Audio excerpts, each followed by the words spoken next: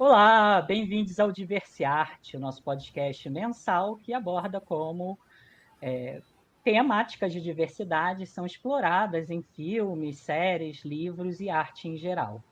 Eu sou Eduardo Stelita e hoje eu estou sem o Pedro, mas substituindo o Pedro no nosso papel de co-host, eu tenho a Luciana Correia, que participou do Diversiarte sobre maturidade masculina, sobre maturidade LGBT, é nossa grande parceira do Instituto e atualmente à frente da, das responsabilidades comerciais do Instituto Diversidade. E além da Luciana, hoje a gente tem o professor Ézio Alves, que é professor de ética, pesquisador em ética, está no pós-doutorado, se não me engano, pesquisando sobre ética. E um grande amigo, há mais de 5 anos eu também participo, contribuo com a aula de diversidade e inclusão no curso que ele dá para profissionais de psicologia na extensão da Universidade Mackenzie. Ézio, é um enorme prazer ter você aqui. Quando eu pensei nesse título, nessa temática para falar dessa série,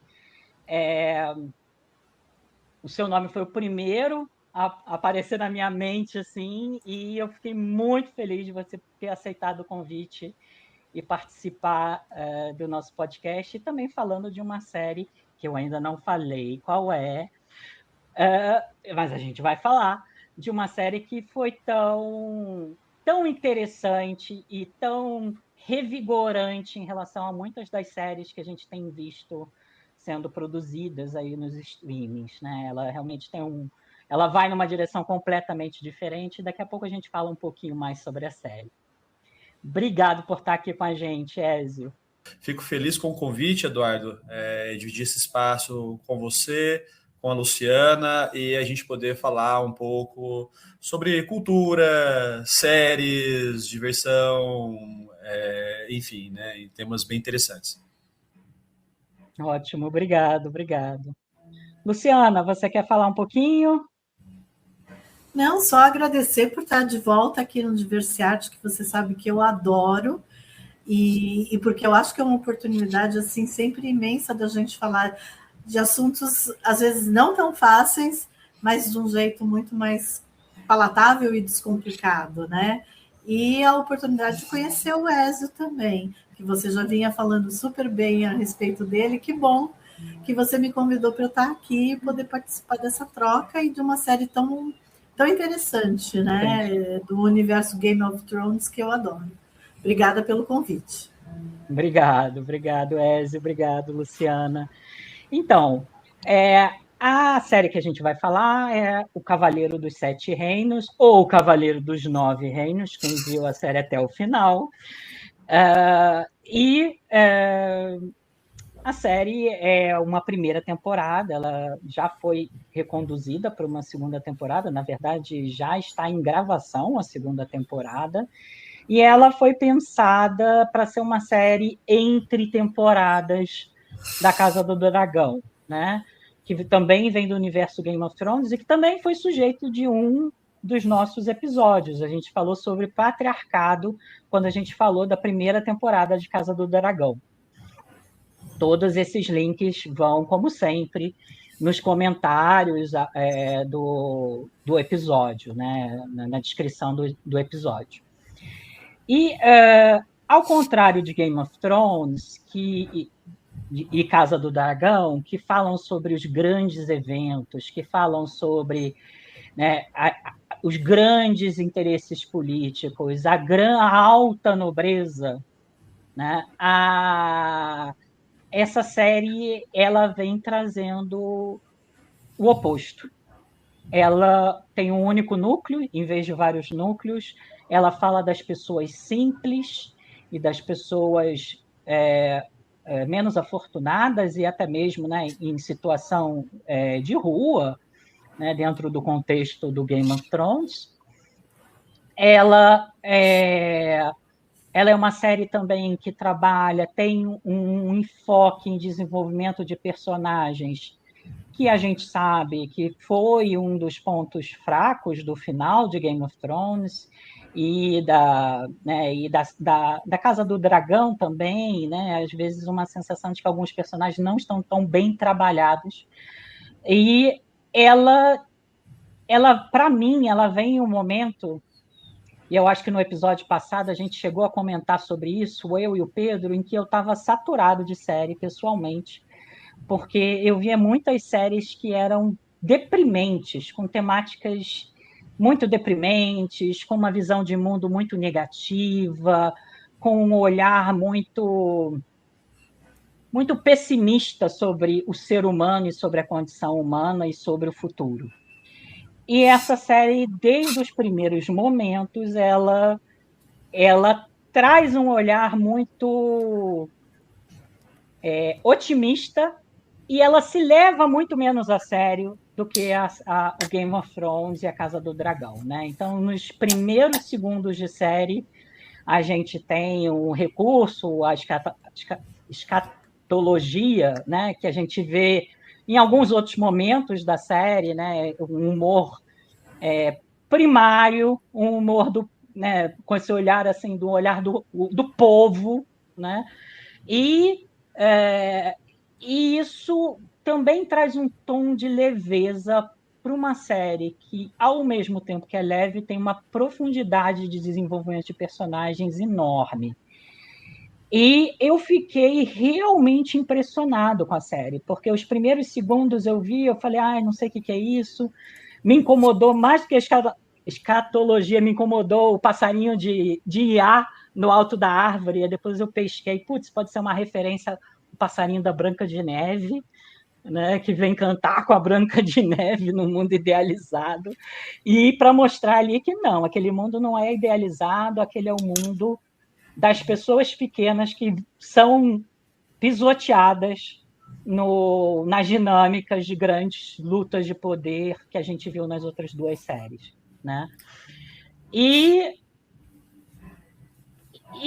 me trouxe uma leveza também pela química e pelo carisma desses dois personagens, o Egg e o Duncan Alto.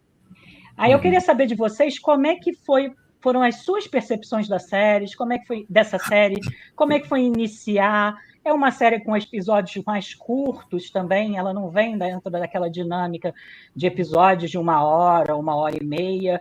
É uma série que vem na contramão, né, dessas grandes produções, desses grandes investimentos em séries, buscar trazer aquela experiência daquele mundo em 30 minutos, né? E a gente vê cada vez menos séries nesse formato. Como é que foi para vocês se aproximar dessa série?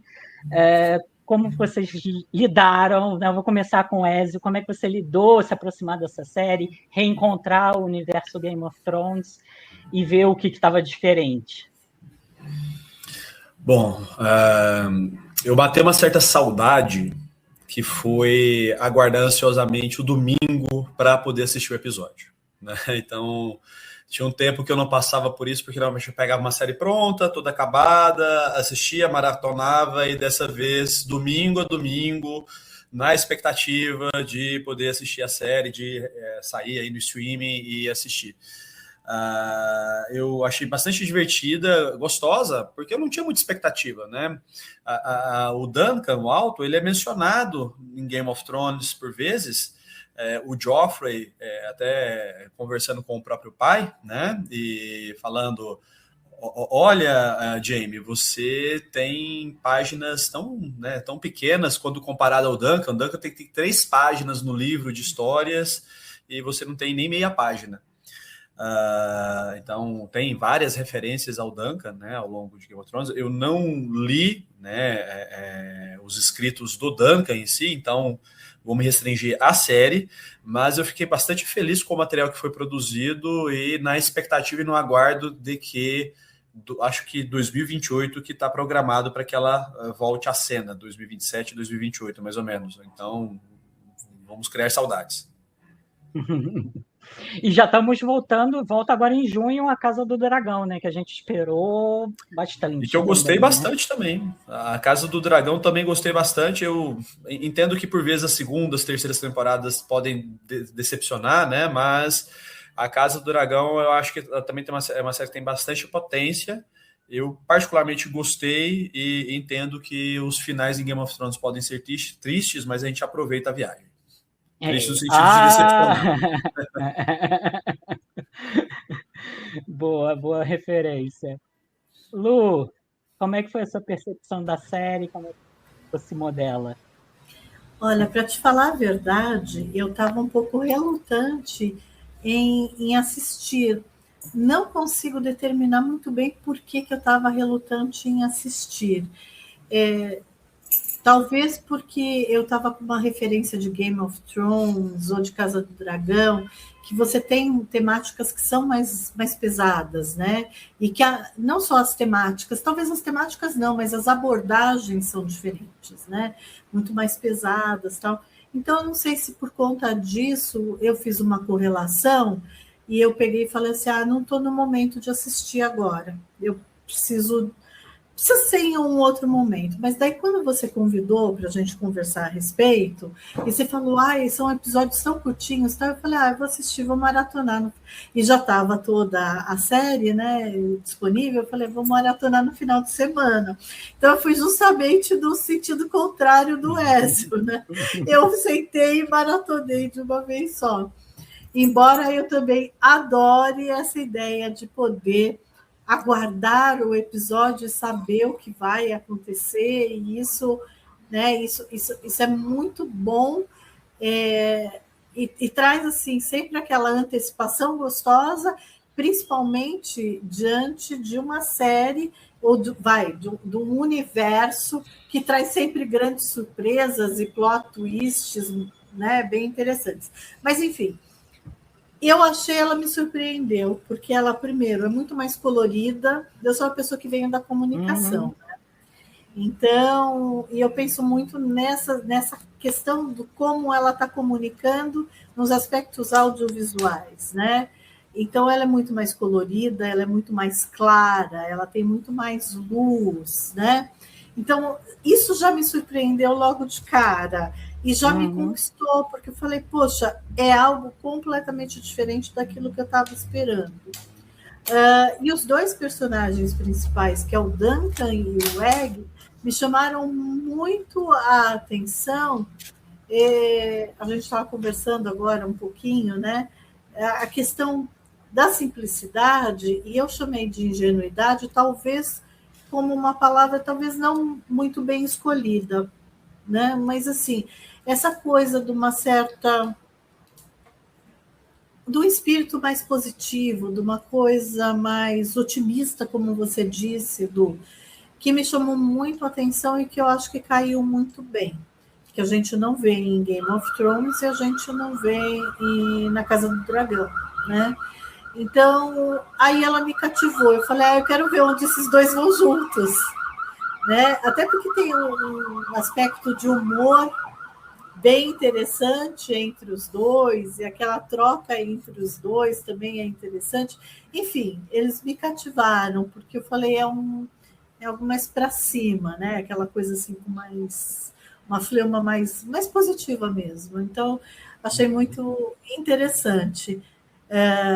Embora tenha, como você disse, parece simples, mas não é, porque há muitas camadas ali por baixo que a gente pode, né, muitas pétalas nessa flor que a gente pode ir, né, tirando e desdobrando isso. Mas eu adorei, gostei muito. Eu acho que você trouxe um ponto, né, que é essa coisa. Tem uma outra coisa que também eu prestei atenção, sei lá, no terceiro episódio, ou no segundo, que eu falei, não tem apresentação. Não tem. Não tem. Ele começa como um filme do Woody Allen. Assim, aparece só a letrinha, né? Aparece a letrinha e pronto. Né? Então, eu acho que vem essa simplicidade, como você falando, você traz esse olhar da comunicação, vem essa simplicidade até na forma de apresentar aquele primeiro momento, né? né? Não só de cada episódio, mas como um primeiro momento da série, que é aquela cena que ele está enterrando, não sei o quê, e depois vai para aquela coisa mesmo, quando você vai estar ouvindo aí vê que Já logo na entra, verdade, né? não foi para o do Game of Thrones, que leva você para aquela coisa da intensidade. E eu acho que é isso uma coisa que, nas últimas séries, se tudo é 10, 11, você perde a sensibilidade para os momentos singelos, bonitos, emocionantes, né? Você está na intensidade, você não está na sensibilidade, né? Eu me lembro, ou então uma outra tendência que eu vejo com as séries é das pessoas terem uma expectativa totalmente irreal de que tudo tem que ser mastigado e explicado, que foi o que aconteceu com o Stranger Things, né? Ah, acabou Stranger Things. Ah, mas não explicou. Gente, Stranger Things é galhofa, sempre foi galhofa. Desde a primeira temporada. Para de querer analisar e entender tudo. E eu acho que é uma série que meio que, logo de cara, diz assim, olha, cara, não vai analisar tudo não, tá? Vai só curtir, tá? E isso eu achei muito legal, né? Mas, para mim, ela tocou de uma outra forma também, que é essa construção da relação do Dunk com o Egg, né? Eu, como recém-pai, e tendo um eggzinho em casa, né? Um menino esperto pra caramba, que me desafia e que me faz pensar constantemente, cara, eu me encantei. Eu realmente eu vi algumas pessoas analisando e falando da atuação desse menino, né? Do Dexter Sol Ansel, né? E o Peter Clef é o Sir Duncan. Esse menino, ele tem um carisma gigantesco. E não é a mesma coisa que ser bom ator. Porque você pensa, sei lá, o Jacob Tremblay. O Jacob Tremblay é excelente ator, mas eu não vejo esse carisma. Esse menino, eu estava percebendo, a gente vê as reações dele na cena. A gente estava conversando mais cedo, o Ezio estava falando da cena em que o Duncan fala, olha, né, eu também já passei por isso, porque eu era muito alto, e aí o menino fala, tá, mas como é que você lidou com isso? Porque eu era burro, né? As pessoas chamavam de burro. Ah, como é que você lidou com isso? Ah, não é da sua conta, né? Mas a reação, o menino faz uma reação assim, né? É uma reação que é muito de criança. Então, eu confesso que eu vejo muito do meu filho no Egg. Obviamente, os dois não têm a mesma idade, né? O Egg é um personagem que é suposto para ter 9 anos de idade, e o ator também tem mais ou menos essa idade, mas você vê que tem um carisma muito grande nesses dois personagens. E aí a química deles é formidável. Eu vi entrevistas que eles saíam das gravações e eles gastavam fortuna jogando em arcade. Ia para os arcades, porque perto de onde eles estava gravando, tinha um arcade, e passavam horas jogando em arcade os dois. Então, eu que fico jogando Mario Kart com meu filho, eu me identifiquei muito com a singeleza da relação entre esses dois e de como ela parece autêntica. Ela é realmente... não é aquela construção de personagem que você fala, ai, não, mas está forçando. Se conheceram há 2 dias, e até mesmo a forma como a série, eu acho que foi um grande acerto da série, a edição, né? A forma como ela vai construindo essa relação por meio das edições, porque tem uma cena que o menino volta do café da manhã, que ele preparou o cavalo, né? Estava se treinando, e aí ele volta e o Duncan fala daquele jeito meio firme, né? Ó, vou te dar um tapa no ouvido, né?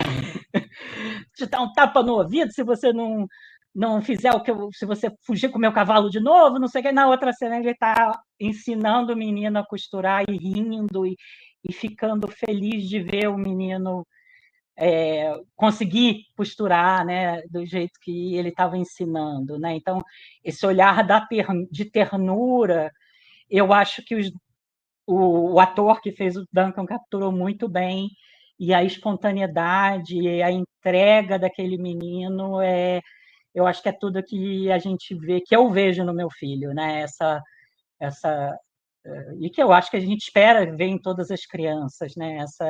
Essa entrega, essa ingenuidade, essa vontade de essa admiração, esse olhar de admiração, a cena que eles estão deitados e o menino está olhando para ele depois que o Duncan está dormindo. Tudo isso eu acho eu achei muito bonito e me fez. Para mim foi uma coisa que me fez querer aprofundar na série a ponto de eu não ter reparado antes de ver o terceiro episódio, o spoiler do final do terceiro episódio, que estava super telegrafado, estava escrito em todas as paredes e eu não vi, porque eu estava mergulhado na relação dos dois. Né? E aí fiquei surpreendido quando eu vi o terceiro episódio. O episódio vai mostrando de uma forma muito clara, né? Antes da revelação no final. Mas eu fiquei bem tocado por essa relação, por essa construção. Uhum. Eu acho interessante uma coisa que você colocou, sabe o que me chama a atenção? É que se a gente for olhar, né, todo o resto do universo Game of Thrones, né, o próprio Game of Thrones, ou mesmo a Casa do Dragão, eles estão numa esfera de relações de poder do tipo assim, os grandes poderes, né? Os poderes das casas dinásticas, os poderes, né, das organizações, né, os poderes dos países, né? Então, são, como você disse, as grandes discussões. E se saiu para para essa série, para a discussão das relações interpessoais, né?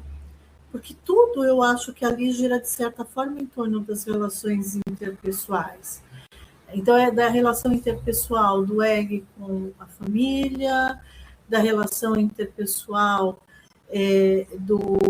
entre os dois, o Duncan e o Egg, o Duncan e o mestre. E o Arlan. Uhum. Né? Então, enfim, eu acho que se colocou na esfera das pessoas mesmo, né? Se tirou daquela esfera das casas dinásticas, as conversas das casas dinásticas, e se colocou no aspecto na esfera das relações entre as pessoas. Tanto que eu acho que o que acontece no final da temporada, acho que só reafirma isso, dizer assim, a gente está transitando nas relações das pessoas, e não nas relações das casas dinásticas, né? Então, enfim, eu acho, de certa forma, refrescante isso, né? Porque é um universo que estava muito nessa coisa mais, né? Vamos dizer assim, nessa hierarquia mais alta, né? Colocando mais nos altos poderes, né? E agora ela está falando dos poderes das relações que se travam de formas autênticas ou não, né, com seriedade ou não, e daqui a pouco a gente vai falar da ética, com ético ou não, de forma ética, antiética, e como é que cada uma das pessoas vão lidar com isso, né? Vai lidar com isso. Acho bem interessante. Veja, eu concordo com vocês quando é afirmado que a série olha para o micro, olha para um plebeu em particular, né, um cavaleiro errante que segue perseguindo seu próprio caminho, enfim, e que foi orientado, vocês me corrijam se eu estou errado, pelo Sir Arlan Pennytree, né, que foi o seu mentor, foi o seu salvador, e de certa maneira o Duncan no alto, ele sempre, até pergunto dado momento, por que você não me tornou cavaleiro, né? E o mentor dele, o mestre dele, né, o Pennytree, ele não estava muito preocupado com isso. Ele estava com o coração e a preocupação em outros lugares. E apesar da gente olhar para o micro, né, esses dois cavaleiros errantes, enfim, ainda assim temos uma casa dinástica que é colocada em xeque por conta do Sir Duncan o Alto, porque ele produziu escolhas de agir como um cavaleiro, embora ainda não tivesse sido devidamente nomeado, embora a sua honra, a sua moral, né, o seu título tivesse sido questionado, ele fez a defesa de uma pessoa e isso custou muito caro. Custou caro e mudou o curso da história de todo ali o continente. Então, o peso dele é bastante importante e, nesse sentido, ele vai tomando aí vai se tornando um penny tree também, porque ele vai começar a mentorar da sua maneira o Egg, vai começar a trabalhar com Egg, como vocês bem destacaram, a questão da cultura, da costura, né? Então, ameaça ali, dá uma bronca e depois vamos para essa costura. E o Egg, ele estranhamente faz um movimento inverso do que vários e várias personagens da realeza, da riqueza, das dinastias tentam produzir, que é conseguir poder. Ele está fugindo do poder, ele está tentando achar um outro caminho, ele está subvertendo a lógica e encontra no Duncan o Alto um parceiro, um aliado, uma figura. Aí abro para vocês se é uma figura de pai, se é uma figura de mentor, mas é alguém com quem ele conta, alguém em quem ele acredita e confia. E o Duncan também passando por um processo de amadurecimento muito, muito intenso, porque ele está um tanto quanto alheio às tensões políticas. Ele vai, episódio a episódio, tomando nota dessas tensões políticas, porque esfregam na cara dele que dragão bom é dragão morto. Até ali, até aquele momento, não era uma questão para ele. A questão para ele é o que é ser um bom cavaleiro. Bom. O segundo episódio, que é o episódio que fala sobre o Arlan e a relação que ele tem com Arlan, é um episódio de introspecção sobre essa relação. Né? É um episódio em que ele está pensando, olha, eu ouvi dessa pessoa o que é ser um bom cavaleiro. Mas essa pessoa era um bom cavaleiro? Ele era um exemplo desse... ele que eu quero ser? Não, eu quero ser um outro tipo de cavaleiro. Né? E eu achei esse episódio muito interessante, porque é um episódio que vai... deixando fluida essa imagem de quem era, de como era essa relação, né? A gente não está acompanhando essa relação, a gente está acompanhando outra relação, mas ele deixa um pouco fluido ali, meio, não é fluido, a palavra ambíguo, né? É uma pessoa honrável, não é uma pessoa honrável? Honrável em relação ao quê, né? Honrável em relação... O menino vai colocando em xeque, né? O Eric vai colocando em xeque. Ué, mas se ele é tão incrível, se é um cavaleiro tão honrado, por que ninguém nunca ouviu falar sobre ele? Né? Então, toda essa reflexão sobre prestígio, reconhecimento, como um profissional, né? Aí já entrando na esfera mais do profissional, e sobre essa ética de trabalho. Qual é a ética de trabalho? Esse homem era um homem que, né, tinha uma rotina parecida com um dos grandes cavaleiros, ou era um bebum lá que no meio do mato enchia a cara, dormia, se esfaqueava sem querer, dormindo. Né? Então tem todo uma ambiguidade que eu acho que é interessante, que ajuda ele, conforme ele vai ganhando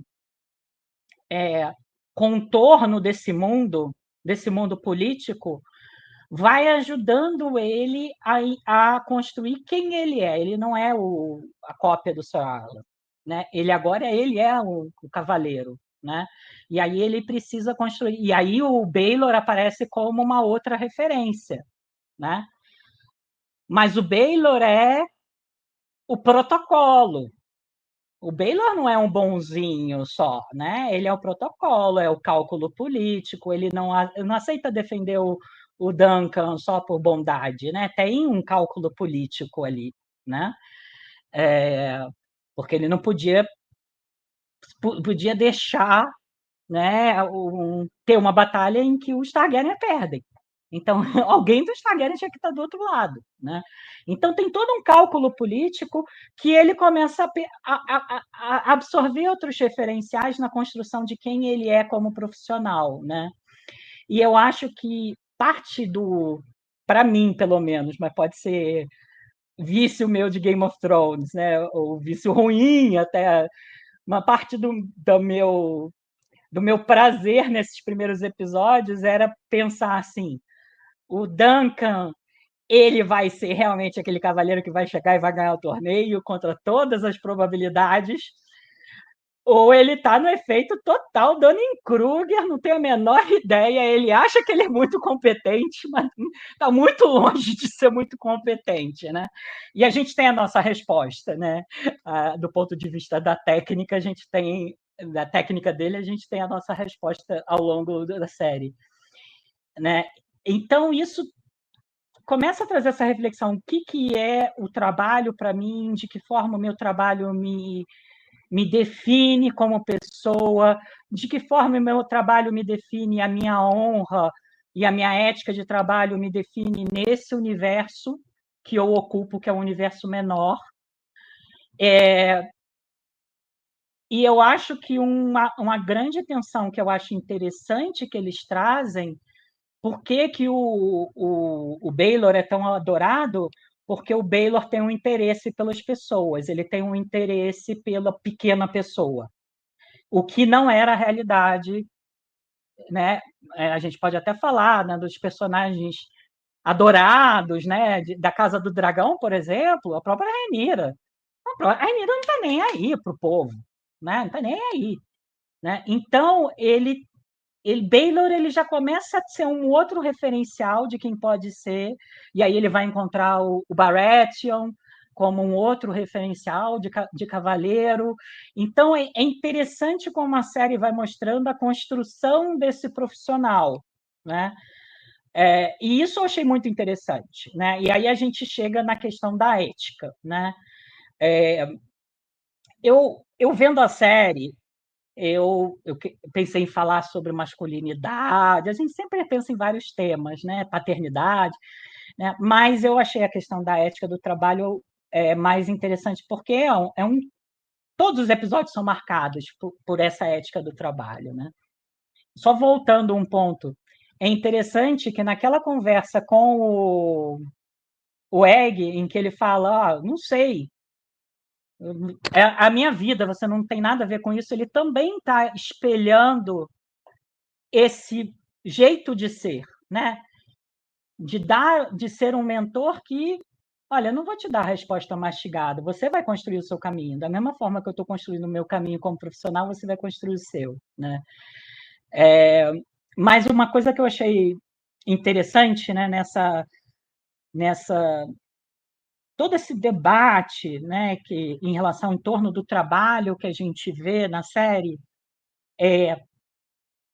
diferentes olhares sobre ética. Tem a ética de trabalho. A ética de trabalho é um conceito que tem mais a ver, né, em inglês conhecido como work ethic, que tem mais a ver com a diligência, a forma como o trabalho, um olhar de que o trabalho enriquece o homem, enriquece do ponto de vista de caráter, né? de desenvolvimento, de possibilidade de realização. Né? Aí a gente tem vários filósofos que falam sobre isso, Voltaire fala sobre isso, né? E a gente tem a reforma protestante, né? As religiões protestantes trazendo essa ética como uma reflexão contra uma ética da predestinação do catolicismo, né? E a gente vê nas Américas isso vindo, essa ética de trabalho vindo com os puritanos para a América do Norte, né? Então, esse olhar da diligência, da pontualidade, um olhar, de certa forma, para os protocolos e para o fazer trabalhar, né? Aí a gente tem a ética profissional, que abre um pouco mais, que vai olhar sobre, dentro daquela profissão, como é que a gente atua, como médico, os princípios de não fazer o mal, os princípios de fazer o bem, os princípios de justiça, de equidade. E a gente tem a questão da ética no trabalho, que são os dilemas éticos que se posam diante da gente. Ézio, só para... Como tudo é meta, né? Tudo que acontece com a gente é meta. Hoje, mais cedo, ao meio-dia, a gente está gravando, né? São 3 da tarde, agora meio-dia, eu e a Luciana, a gente estava tendo uma conversa, né, sobre uma questão ética que a gente estava, né, como abordar uma questão ética no trabalho, né? Então, a ética os dilemas éticos nos atravessam constantemente. E aí eu queria ouvir um pouco de você, Ézio, que você é o grande especialista, eu estou falando aqui totalmente como leigo do assunto,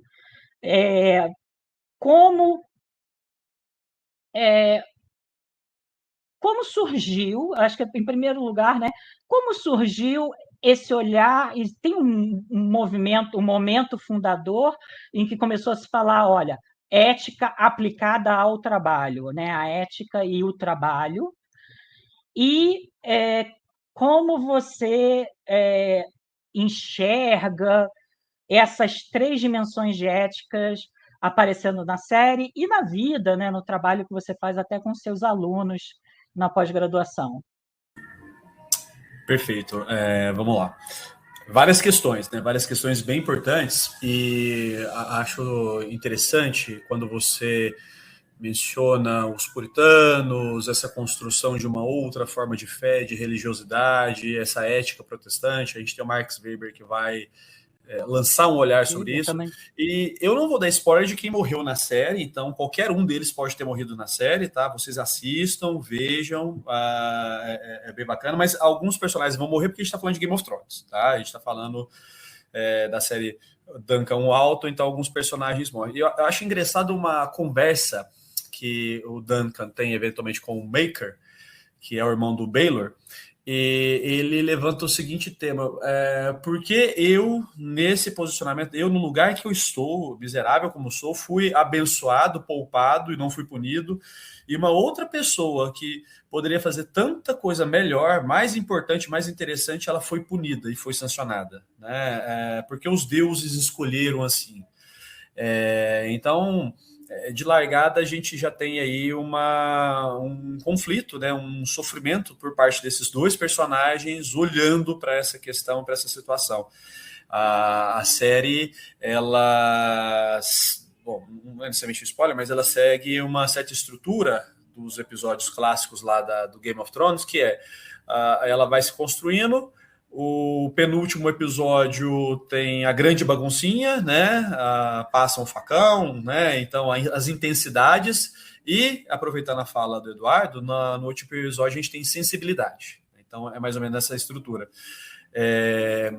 Eu vou olhar, portanto, convidar aqui vocês para olhar 3 categorias, vamos dizer dessa forma, em que a gente vai, sim, falar da questão da ética, mas não dá para falar da ética sem poder falar do poder. E também, ao mesmo tempo, não dá para falar, portanto, dessa ética, desse poder. E a outra categoria, a propriamente dimensão do trabalho, porque quando eu vou agir, eu vou agir de um determinado lugar. Eu vou fazer e falar de um determinado lugar. Então, a escolha que o Duncan fez, em um dado momento da série, de trabalhar como cavaleiro, o colocou diante de um dilema ético. Por que eu vou fazer a defesa dessa pessoa? Porque os cavaleiros têm que defender os mais pobres, os mais vulneráveis, os que estão em uma situação de dificuldade. E não apenas a aristocracia. Nesse sentido, quando a gente pensa no nosso próprio espaço de trabalho, né, a gente um tanto quanto admira o Duncan, porque ele está colocando uma ética tem um preto e o branco, como a gente mencionou, mas tem um degradê aí muito importante que a gente sempre deve olhar, só que o Duncan age sempre em um dos polos éticos. E isso é admirável nele. Por vezes a gente pensa, será que ele é ingênuo? Será que ele é estúpido? Será que ele é burro? Não, me parece que ele é convicto, ele sabe o que quer. E, por vezes a gente convive com a nossa própria consciência pensando o que a gente quer, né? Por onde que a gente quer caminhar, trilhar, e as dificuldades inerentes a isso. Pensar uma ética do trabalho, primeiro a gente tem que pensar trabalho para além da categoria emprego. Né? Emprego, um vínculo formal, CLT, trabalho é uma categoria muito maior em que emprego cabe. Então, uma ética no trabalho, as pessoas, desde que elas, das sociedades coletoras caçadoras, os dilemas éticos já vão sendo atravessados. Agora, uma sistematização desse pensamento, a gente começa ali a ver com os socráticos e, eventualmente, os filósofos iluministas, o modernismo, mas tem outra categoria que também me parece bastante importante, que diz respeito a como a gente olha a nossa própria realidade, que aí eu pego um autor da psicologia chamado Martin Baró, né, que ele vai falar sobre conscientização. E a tomada de consciência não é apenas mudar de opinião. Isso aqui é errado, isso aqui é certo, isso aqui é feio, belo, moral, justo, injusto. Mas, no caso, para esse autor, também é conseguir transformar a realidade. Então, exemplo, eu sei que fumar faz mal, mas não quer dizer que eu esteja consciente, portanto. Conscientização é como que eu faço para mudar essa relação. Eu sei que nessa sociedade feudal, essa sociedade épica em que o Duncan está colocado, me posicionar contra essa casa principal pode cobrar um preço. Ele não pensa tanto nisso, como eu mencionei. Ele não está tanto assim pensando nos esquemas políticos. Ele está pensando na simplicidade de se tornar um cavaleiro, um bom cavaleiro, um cavaleiro honrado que segue aquilo que o Penitui ensinou para ele. E o Penitui, embora tivesse vários vícios, embriagado, falante, né? Era um homem honrado. E isso foi ressaltado pelo Baylor. E é até engraçado que o Baylor teve uma disputa com o Penitui e o Baylor falou, ele quebrou 3 lanças minhas, algo assim. Aí o Duncan falou, não, foram 12, foram 11, um número muito maior, né? Aí ele, nesse momento, depois corrigido pelo Baylor, ele aceita, não, tudo bem, vamos ficar com a versão oficial do príncipe herdeiro. Eu não sou burro, eu não sou estúpido, eu sei que aqui a gente tem que aceitar esse ponto. E, dito isso, eu também gostaria de trazer um outro autor, né, que conversa com uma certa ética dialógica, que é o Junger Habermas. Olha, para ele, a gente só vai conseguir ter uma conversa honesta e verdadeira se a gente estiver mais ou menos no mesmo polo de poder, na mesma posição de poder, sabe? Um poder equivalente, porque aí a gente pode sentar, conseguir escutar, ouvir. Não é uma conversa que, portanto, não seria uma conversa genuína, como eu posso colocar, que o Duncan teria com o Maker antes de tudo que aconteceu. Antes de tudo que aconteceu, o Duncan jamais teria uma conversa honesta, sincera com o Maker, mas em um dado momento da série eles tiveram uma conversa brutalmente honesta. E ele foi assim, categórico. Culparão você e culparão a mim, independentemente de qualquer coisa que a gente tenha feito. A culpa sempre será nossa. Vão lembrar do nosso nome. Então, os dilemas vão se apresentando, né? E esse cavaleiro errante, desprovido de qualquer forma de poder, e que às vezes a gente lê ele como muito cru, muito simplório, ele vai galgando espaço, vai passo a passo se letrando, né, produzindo esse letramento do que são os 9 reinos. Uhum. Mas, ao mesmo tempo, ele rejeita isso. Você falou do Egg que quer se afastar do poder que ele tem, da posição de poder, mas o Duncan também, porque ele tem uma proposta muito tentadora, né? Várias, até mais de uma, tem 2 propostas. Tem 3 propostas, tem que pensar no Heyman. Tem 3 propostas, e ele, das grandes casas, e ele rejeita, né, essas propostas. Então, ele também é uma pessoa que está nessa jornada de encontrar o fazer, encontrar o trabalho nessa dimensão mais ampla, né? Dentro dos seus próprios termos, e compreendendo que dentro de um feudo, dentro de uma casa, ele não conseguiria seguir os próprios termos, ele precisaria, né, se adaptar, se adequar, ceder a alguns desses dilemas, né? Tem um personagem que eu gosto muito, que se eu errar o nome dele, vocês me corrigem, que é o Lionel Baratheon, né? Esse Os Baratheons no Game of Thrones clássico são um tanto quanto sem graça, só servem para morrer, enfim. Este aqui é dançarino, é sedutor e fala assim: por que você está se escondendo? Se os deuses lhe deram altura, seja alto. O Duncan, por vezes, rejeita, né, as próprias características físicas, e ele, por vezes, também rejeita valores que ele acredita que não conversem com aquilo que lhe parece muito caro. Comer carne salgada, a vida simples, né, e caminhar como um cavaleiro honrado. Olha, não é simples produzir as escolhas que ele produziu, porque, ao mesmo tempo, ele precisou se desafiar também, né?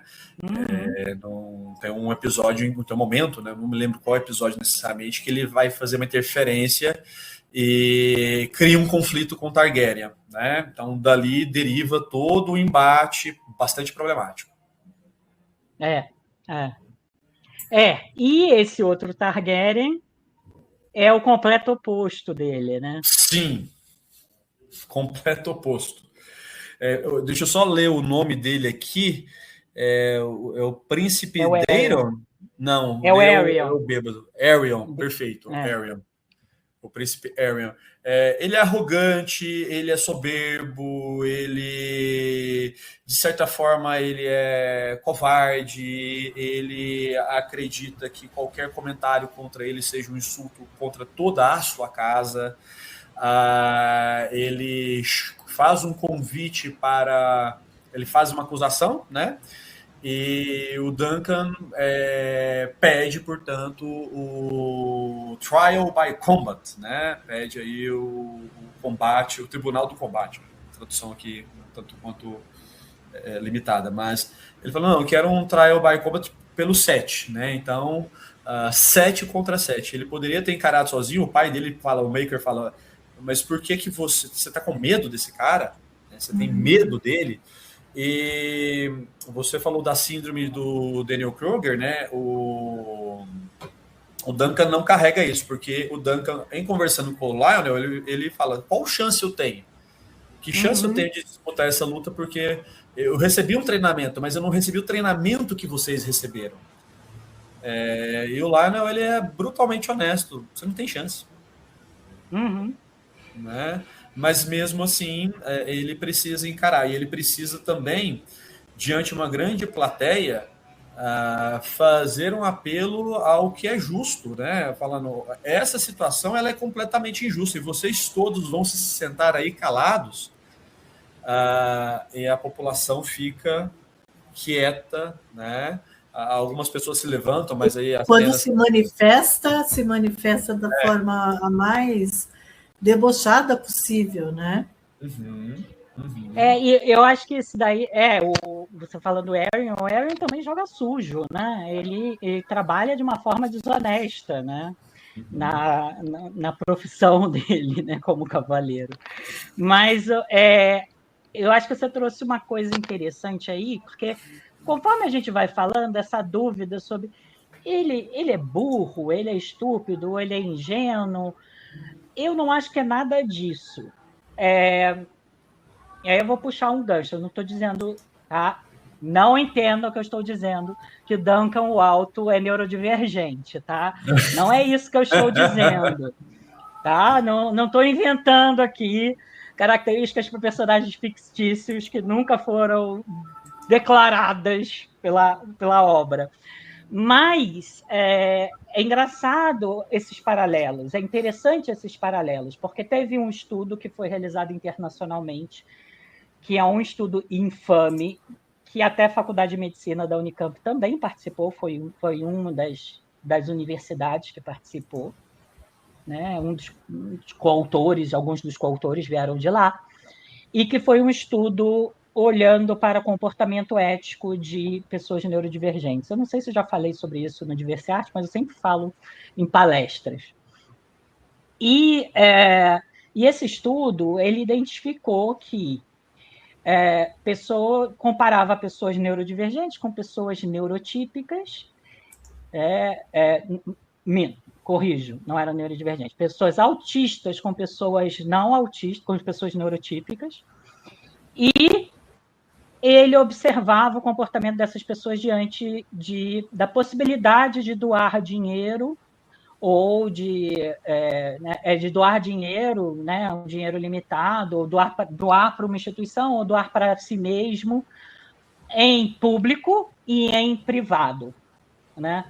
E esse estudo ele foi muito interessante porque ele revelou que para as pessoas neurotípicas existe esse cálculo ético, né? Então, a diferença entre o que você doa em público e o que você faz em público e o que você faz em privado, nesse comportamento em relação à sua integridade, às causas que você acha que são, né, importantes, né? Dentro do desenho do experimento, era relacionada a causas relacionadas aos seus valores pessoais, aos seus valores profissionais.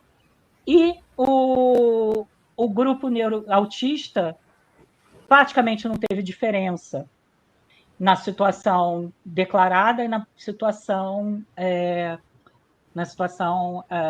privada, escondida, privada, né? E aí se identificou o quê, né? Uma integridade mais elástica no outro grupo, mas olha só olha o interessante. Você usou a palavra elástica, você olhou para o grupo não autista. Os pesquisadores olharam para os autistas e falaram que os autistas tinham um déficit de rigidez ética, né? Então, tem a rigidez cognitiva, é uma das características do autismo, né? Entendida, documentada, né? Pesquisada na medicina, né? Mas mesmo numa situação que a gente pensa em algo que uma ética, né? Esse comportamento fala sobre integridade, mesmo nesse contexto, o comportamento dele ele é visto como disfuncional, porque ele é muito preto no branco, né? E isso eu achei interessante sobre o Duncan, porque o Duncan ele tem um comportamento que a integridade dele ela é determinada, né? Deveria ser interna mesmo, né? É uma bússola interna. É não negociável de acordo com a situação. Eu vou defender sempre as pessoas mais oprimidas, né? Porque isso faz parte da minha ética de trabalho, faz parte da minha ética profissional, né? Mas, Edu, eu não condiciono eu defender se estou à frente de uma pessoa que faz parte de uma posição de poder, que faz parte de uma posição de uma violação. E isso é algo que a gente encontra nas organizações, né? Todo dia. A ética que eu aplico ao colaborador é a mesma ética, o mesmo padrão ético, a mesma política de tolerância zero que eu aplico à diretoria? A maior parte das vezes não é, né? É que tem uma camada aí que eu acho que a gente também tem que colocar, porque é uma camada de pressão que age sobre as pessoas, que tem muito a ver com o tempo presente, né? Que é um tempo muito que a gente chama, que Debord chama de a sociedade do espetáculo, né? E por conta disso, a gente tem uma outra camada que é a questão da reputação. Uhum. Então, eu acho que pensar na reputação é algo que também vai mediar essas decisões éticas. Então, quando você coloca, né, se eu vou fazer com o meu colaborador a mesma coisa que eu faço com a diretoria, ou fazer com a diretoria a mesma coisa que eu faço com o colaborador, você vai colocar também, pesar as questões reputacionais em cima disso. Né? E provavelmente nas relações de poder você vai calcular que fazer com a diretoria há mais riscos reputacionais e uma série de outros riscos a mais do que fazer com os colaboradores, né? Especialmente nas culturas organizacionais, em que a desigualdade hierárquica ela é muito marcada, né? Há culturas que têm essa desigualdade menor, é um pouco mais achatado isso, mas há culturas que a gente sabe que é muito verticalizado e é muito clara, né, essa divisão. Por exemplo, numa organização como o Exército, né? Impensável, né? Você transgredir a questão hierárquica e tudo mais, enfim. Então, e daí é uma coisa interessante que, mesmo na simplicidade do Duncan, ele também consegue pensar um pouquinho em termos reputacionais dele. Né? Então, como é que a questão da reputação dele fica? Até porque ele tem um desejo, que é o desejo de se tornar cavaleiro, que é o desejo de participar das justas, né? De participar dos torneios, até como uma forma de ascensão social para ele, porque é como você coloca, né? Ele vem da mais absoluta pobreza, né? Onde ele está lutando pela sobrevivência básica, né? Que é ter onde dormir e o que comer. Vender o almoço para pagar a janta, né? E daí ele entende que ele precisa pensar também nas questões da reputação dele para que ele possa abrir esse espaço, né? Por outro lado, pensando do ponto de vista do EG, ele já faz uso desse capital reputacional que ele tem. E ele abandona, né? Ele abandona, mas quando mais ou menos, quando precisa, ele usa. Quando precisa, ele usa. Ele cata aquilo e usa. Como naquele episódio, acho que foi no episódio 3, né? Foi no 3. Foi no 3 que ele chegou lá e deu a cartada e usou aquilo, né? A carteirada. Deu uma carteirada, exato. Ele deu uma carteirada com todas as letras. Então, eu acho que é isso. E assim, apesar de, na série, em alguns momentos ficar meio preto no branco, eu acho que hoje nas organizações isso é muito blur, né? Tem muitos tons entre o preto e o branco, e isso fica muito complicado até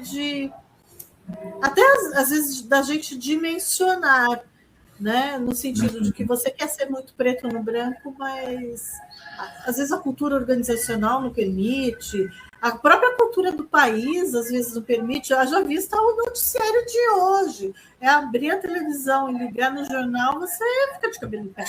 Enfim, né? Estou aqui elucubrando em cima daquilo que vocês estão trazendo, mas eu acho que tem uma camada, que é a reputacional, para a gente pensar também, né? E eu achei interessante você falar de reputação, porque tem uma outra personagem que é mencionada, que é a famosa Alice de Três Dedos. Vocês lembram da Alice de Três Dedos?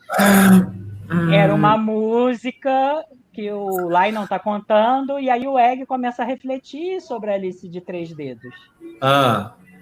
É uma música que eles cantam em cabaré, falando de uma mulher que tinha, né, tinha uma mulher pobre, que tinha uma condição... Isso depois da batalha? Não, antes. Antes. E o Egg ouve a música e fala, olha, aí a gente está diante de uma pessoa que tem uma ética de trabalho muito grande, porque ela vai além do que é o esperado dela. Sim. Ela presta alguns tipos de favores, se vocês me entendem bem, né? Perfeito. E ela vai além do que era esperado dela. Esse não é o sinal de uma pessoa com um espírito um diligente, né? Ele usa outras palavras, mas não é um exemplo de ética de trabalho, de diligência, mas ela... Eu não sei se o nome dela é realmente Alice, né? Porque será que ela conseguiu, mesmo apesar da ética de trabalho dela, conseguiu conquistar a reputação? A reputação dela é realmente... conseguem acreditar o ato dela a ela? Então, o menino de 9 anos já está pensando nesse cálculo entre ética de trabalho e reputação.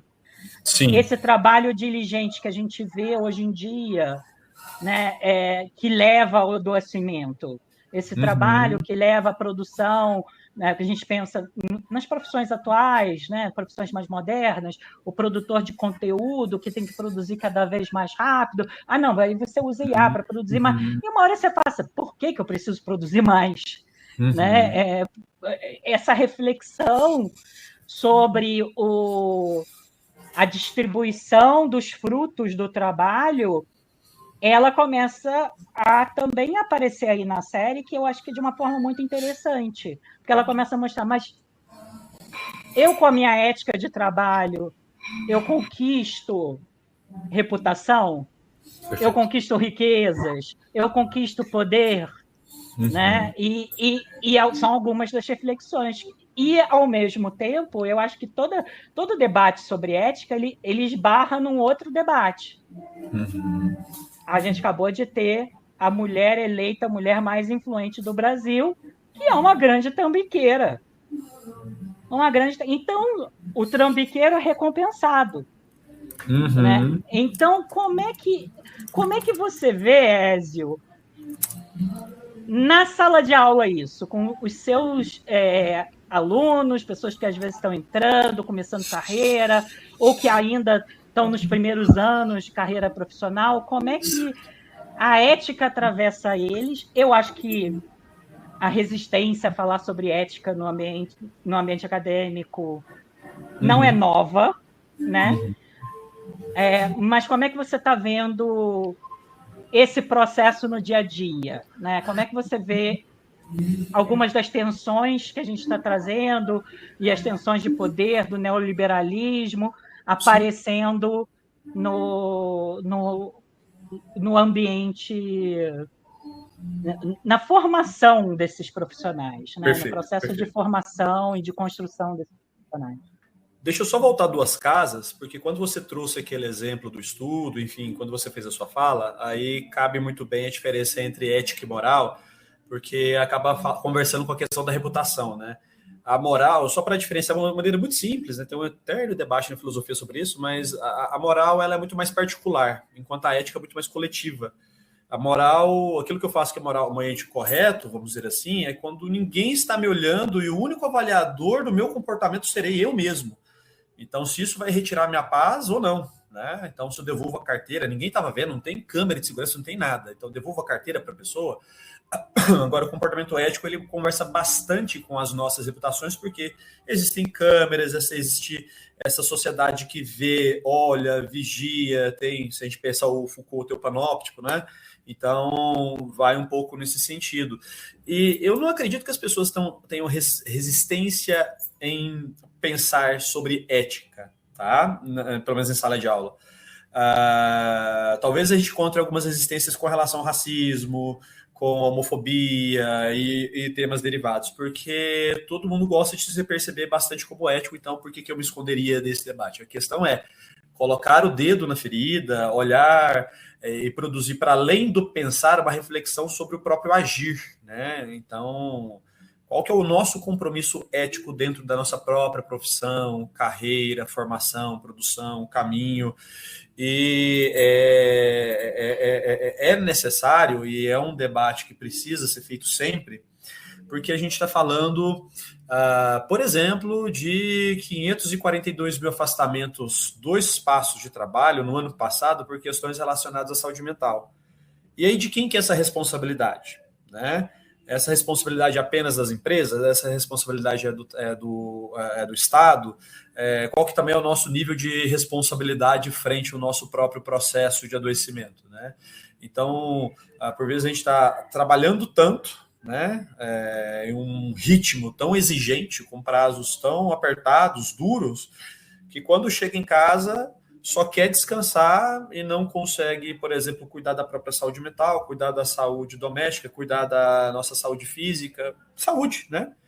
E esse é um grande desafio para a gente poder pensar hoje de forma contemporânea, até mesmo o enfrentamento como o tema da redução da jornada de trabalho, a escala 6x1, que isso vai um outro debate muito importante sobre o que está acontecendo, como está acontecendo, Quando a gente olha para a Argentina, um debate lá muito importante sobre uma alteração na legislação trabalhista, o aumento aí do teto dessa carga horária. E nesse espaço de trabalho a gente olha essas várias penumbras. Né? A gente, infelizmente, não tem a convicção do Duncan em boa parte do tempo. Por vezes a gente opera muito mais no campo dessas penumbras porque a nossa própria energia mental, saúde mental, pode estar desgastada. E é muito mais difícil e é um preço muito mais caro a ser pago, vamos colocar dessa maneira, de se posicionar frente a uma situação. Por exemplo, temos um colega de trabalho que sofreu uma situação de racismo, temos um colega de trabalho que sofreu uma situação de preconceito. A gente vai se posicionar de frente a esse dilema ético que aparece para a gente, né? Considerando que, sei lá, o filho acabou de chegar no lar, ou a nossa mãe, o nosso pai está cansada, a gente precisa cuidar dele, ele está num momento assim com risco de queda, demenciação, enfim. É uma disputa que a gente quer ter no espaço de trabalho, porque eventualmente a gente pode perder o emprego, ser demitido, e, portanto, é um dilema que dói, custa. E, por vezes, esses profissionais deixam de agir, adotam uma postura mais passiva ou reativa, em função dessa dificuldade, em função desse medo. Né?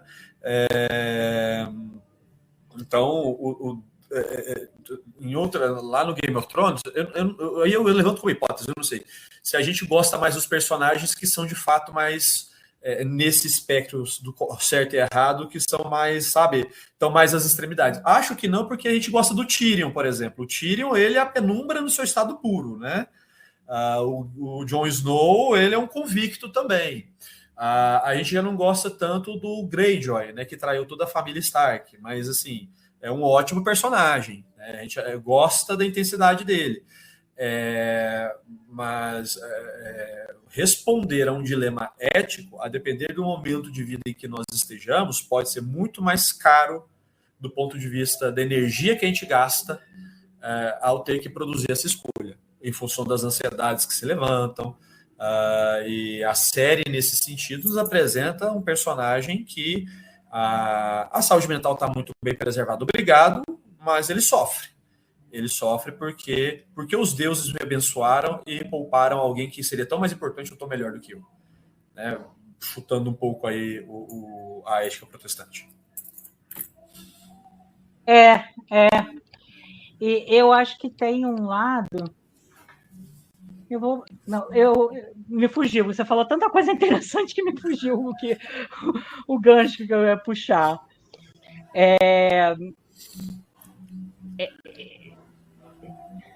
Deixa eu ver se eu lembro. O que você trouxe, né, sobre uma situação de racismo, eu acho que esse é um gancho interessante para a gente falar sobre grupos minorizados, sobre diversidade no ambiente de trabalho também, né? Porque quando a gente fala de pessoas de grupos minorizados, essas pessoas são mais suscetíveis ao adoecimento mental em função das pressões sociais adicionais que têm. Então, a pessoa, por exemplo, que toma uma decisão ética só por ela mesma, ou não ética, ela está respondendo só por ela mesma. Uma pessoa de um grupo minorizado, subrepresentado naquela organização, ela responde por ela e pela imagem de todas as pessoas que fazem parte do grupo dela. Isso é o chamado estresse de minoria. Né? E esse estresse de minoria também pode levar, às vezes, até uma rigidez mais ética. Né? Essa rigidez não necessariamente olhando do ponto de vista... Não falando como rigidez como algo negativo, mas mais próximo desse preto no branco do que um personagem como o Tyrion, que tem esse capital social que está no bolsinho, que ele pode puxar a qualquer hora. Né? E isso eu acho que é interessante também que a série vai trazendo. Né? Até em relação ao próprio Egg, o Egg ele omite coisas do Dunk e mente outras. Né? Mas quando o Dunk confronta, ele fala, não, mas eu não menti. Você que supôs. E é verdade, eu revi o primeiro episódio e falei, nossa, que maldito. Ele realmente não mentiu. Mas, mas vem também de um lugar em que você sabe que você pode, num momento, acessar esse capital reputacional, esse capital de poder, né? Então, aí não sei, gente. Eu queria saber. E agora? Como é que a gente termina esse papo? Porque ética de trabalho é um papo muito, muito legal e eu acho que tipo o que a gente queria trazer aqui, né? Além dessas diferenças desses conceitos, né? Não pensar a ética puramente como a ética profissional, mas pensar até a ética de trabalho, esse work ethic, como um meio de domínio, às vezes, né? De classes trabalhadoras, o discurso, né, da ética de trabalho como um meio de domínio, e a gente pensar, tipo, como é que a gente sai dessa série carregando e que a gente pode levar para o nosso dia a dia diante dos nossos dilemas éticos do trabalho. Uau! Essa é uma excelente provocação, Eduardo. Bom, eu saio dessa série querendo mais da série, né? Primeiro ponto.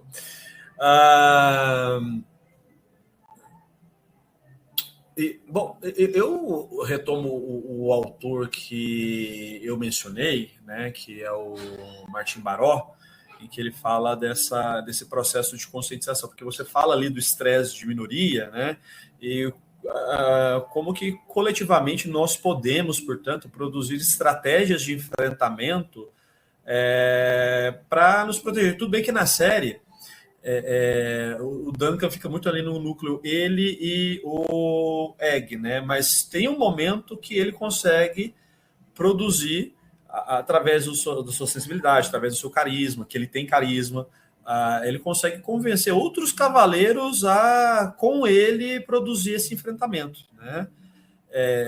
E me parece que, nesse sentido, os nossos espaços de trabalho, se a gente quer construir uma relação mais ética, que converse com a nossa qualidade de vida, que converse com a nossa saúde mental, a saída é coletiva. Conseguir construir um espaço de colaboração, o que é um grande desafio, não é um processo simples, porque existem conflitos entre esses trabalhadores, e aí, enfim, tem todo um drama, um caminho a ser pensado aí, mas é uma estratégia coletiva que me parece que vai ser necessária de ser produzida para a gente, eventualmente, vencer essa justa. Olha, eu achei interessante essa reflexão que você trouxe, porque esse pensamento sobre como convencer e trazer para próximo aliados que não necessariamente são motivados pelo nosso dilema ético, né?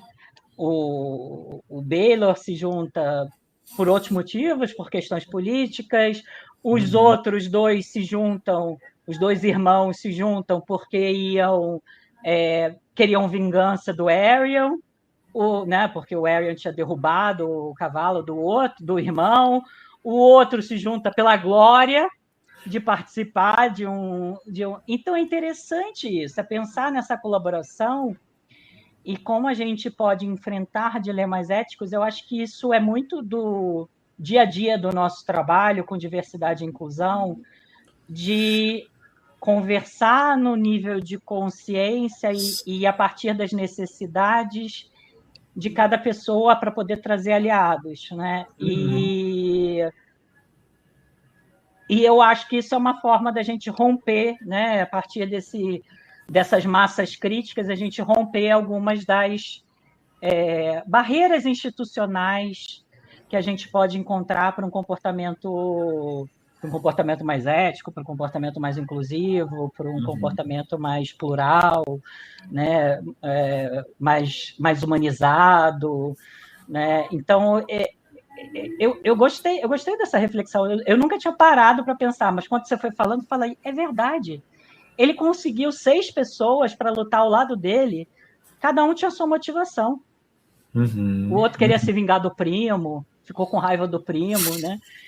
É interessante, bem interessante. Bem interessante.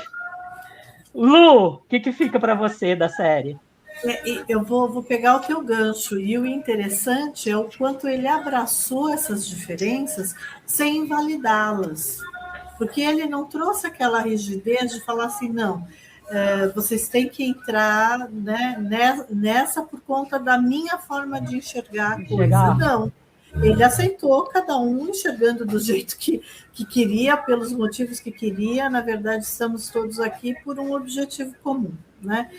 O que nas organizações é muito mais comum de acontecer, porque cada departamento, cada área tem os seus objetivos diferenciados, mas o objetivo comum, né, da organização é um só, ou deveria ser um só, né? Pensando pelo lado positivo. Mas a gente sabe que também tem toda uma questão das disputas de poder dentro da organização, tem os clusters dentro das organizações, os próprios clãs ali dentro, né? Então, você também está, de qualquer forma, também está sendo tocado, atravessado por todas essas situações dentro da organização, né? O que fica para mim da série, concordo com o Ézio, eu também estou esperando para ver, né, a próxima temporada. Eu quero muito ver como é que isso vai caminhar, porque realmente me encantou a relação entre os dois. É uma forma completamente diferente de pensar o universo Game of Thrones. Quero ver como é que isso vai evoluir. Eu não sabia, eu fiquei sabendo por vocês que o Duncan é um personagem relevante na história, né? Nas crônicas de Gelo e Fogo como um todo. Então, eu quero muito saber como é que vai evoluir, né, ele nessa história.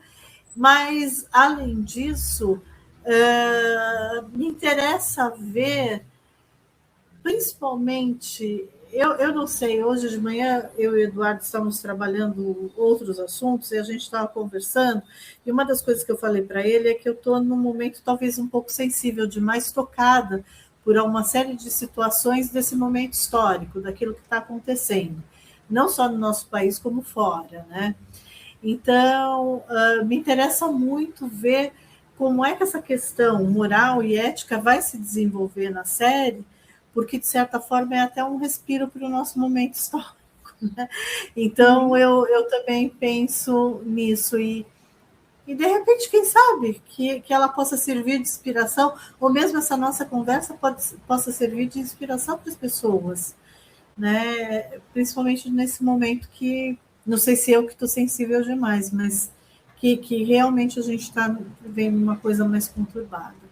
Então, eu acho que é isso. Eu confesso que ela me surpreendeu. Foi uma série que realmente me surpreendeu bastante. Eu não esperava que ela tivesse esse andamento que ela teve. E gostei muito.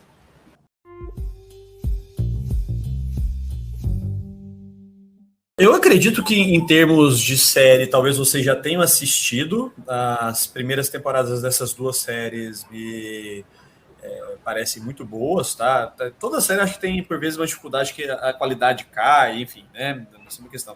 Mas, ainda pensando na temática do trabalho, elas podem ser um pouco mais pessimistas. The Bear, sobre cozinha, né? Então, questões relacionadas à saúde mental nesse sentido. É uma série muito intensa. E, do outro lado, agora deu tela azul aqui, tá me fugindo o nome da série. The Pitch? Hã? The Pitch? Não é The Pitch, não é The Pitch. É aquela que há uma mudança de consciência. O trabalhador entra, esquece das memórias da vida passada e assume uma outra identidade, vamos dizer assim, também relacionada a trabalho. É a Severance, né? Eu não sei se eu esqueci o nome perfeito. Em português. The Severance, perfeito, agradeço. Então, deixo como duas recomendações de série, uma em um polo, outra em outra, uma muito rápida, outra muito devagar. Eu acho que vale a pena ver, tem debates ali que me parecem bem oportunos sobre intensidade, sobre sensibilidade, sobre escolhas, sobre dilemas, sobre enfim, né? Deixo essas 2 recomendações de série para vocês. Maravilha. Eu comentei sobre Guy Debord, que fala sobre a sociedade do espetáculo. Eu acho que é muito interessante a gente pensar sobre a sociedade que a gente vive hoje. Eu acho que pensar a sociedade do espetáculo é interessante, principalmente quando a gente está tão tocado pelas redes sociais e o quanto elas permeiam a nossa vida. Tem a ver com aquilo que você comentou, né, Edu, que a mulher mais influente do Brasil é alguém que vende betes e tigrinho e tudo mais, né? Então, eu recomendaria esse livro. Não é um livro muito fácil de ler, mas também não é muito difícil, dá para ler e dá para a gente acompanhar. Eu acho que é bem interessante. E um livro que quem me apresentou foi você, Edu, que foi a Sociedade... Como é que é? Ai, das narrativas. Sociedade do Cansaço. Não é a Sociedade do Cansaço, é do Bin Chul Han, mas é das narrativas. A Crise da Narrativa. A Crise da Narrativa. Ele mesmo, que eu acho que também permeia essa coisa, porque assim, não sei se é essa coisa, né, de estar o tempo todo, não sei se eu estou condicionada, Ézio, porque eu estou qualificando no meu doutorado semana que vem. Sim. E eu estudo essa coisa da comunicação, e muito da comunicação que faz sentido entre as pessoas.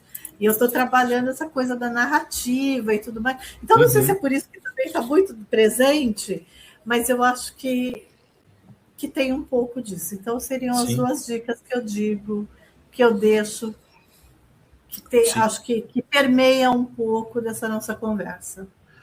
Uma dica de livro, O Estrangeiro, do Alberto Camus, né? Ou Camus, se a gente for brasileirar, que é um homem simples na vida cotidiana, ordeira, tudo mais, alguns romances, amores e, enfim, o mundo começa a se dissolver diante dos seus pés, e é uma leitura bem interessante. Fica a recomendação aí para vocês também. Dentro dessa linha, eu também teria uma que daí é um romance, que é O Egípcio, é Mika Waltari. Tá. Que daí todos na forma de romance, né? E é um romance bem interessante. Todos esses links vão, né, no descritivo do episódio. Eu li o Camus não é pesado. Camus não é fácil. Letranger é pesado. Mas é uma boa dica, Eu vou... vocês começaram a falar de livro, eu fui me empolgando também. Eu vou dar 2 na mesma área. A série The Pitt, ela trata de muitos dilemas éticos, muitas questões éticas de médicos, né? Então, a gente está falando mais de questões da ética profissional, né? Tem, na primeira temporada, tem uma questão ética que eu acho que é interessantíssima e muito atual, que é a história de um jovem que a mãe se adoece para ir para o hospital porque ela viu que o jovem tinha feito uma lista de mulheres que ele queria matar, um jovem de 16 anos. E aí, como é que os médicos lidam com isso se o jovem nem paciente deles é? Né? Então, essa é só uma de muitos dilemas éticos que se apresentam nessa série, que apresentam a questão, né, do não fazer mal e o respeito aos desejos de uma pessoa, mesmo quando os desejos da pessoa, a pessoa está muito mal informada. Então, como você trabalha como uma pessoa que está mal informada, né, e respeita os desejos dela ao mesmo tempo. Então, é uma série que traz muitas sutilezas bem interessantes, e eu acho que mostra de uma forma também, é uma série como The Bear, bem intensa, e que mostra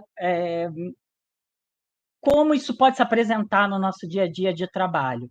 E aí, como a gente está falando de medicina, e estamos também falando de Idade Média, eu queria recomendar o filme tem o livro também, mas eu não li o livro, eu vi o filme. O filme do O Físico, que não tem nada a ver com o físico, é o Physician, né, que é o médico, e que é a história desse médico na Idade Média. Então, como era a medicina na Idade Média, e eu acho que é também um relato muito interessante. Não é necessariamente focado na ética, mas traz alguns desafios da prática da ética profissional, da reflexão, de muitas das reflexões que foram sendo, dos dilemas éticos que foram aparecendo na medicina, né? No respeito, por exemplo, no trabalho com mortos, né? Você trabalha com defuntos, não trabalha com defuntos, e a alma daquela pessoa. Então, outras áreas do conhecimento, outras áreas da humanidade se conflitando com desafios dessa prática médica no dia a dia.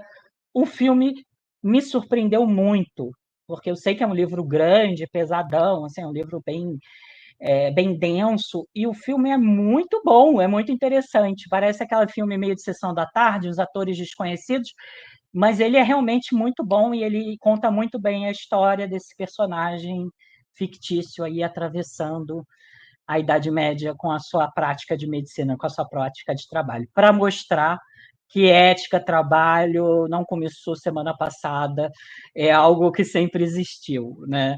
E que a gente está constantemente revisando, olhando, observando.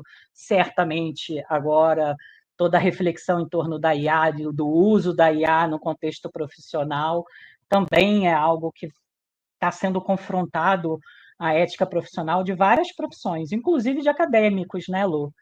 Eu vi recentemente uma reportagem no Roda Viva do Nicoleles em que ele fala exatamente isso, que tem